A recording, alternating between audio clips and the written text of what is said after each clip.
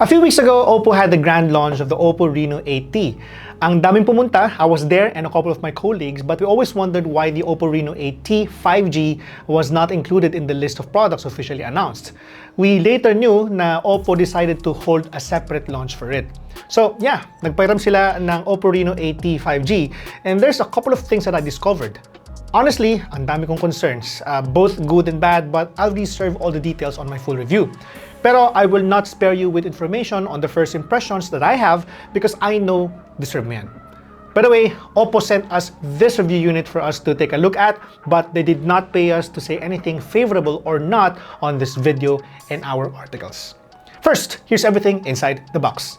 Standard na kay OPPO to put everything that customers need inside the box. You've got SIM ejector tool, paperworks, silicone case, the OPPO Reno8T 5G, 67-watt Super VOOC charger, which is twice bigger than the one inside the OPPO Reno8T, and a Type-C cable.